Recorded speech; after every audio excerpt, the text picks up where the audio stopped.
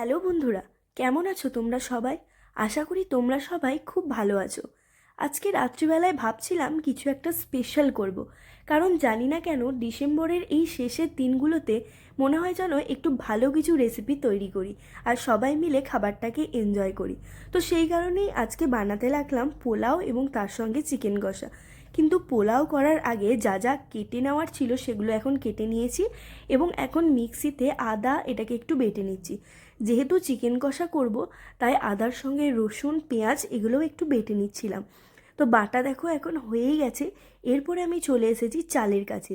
চালটাকে অনেক আগে ভিজিয়ে একটু ঝুরঝুরে করে নিয়েছিলাম।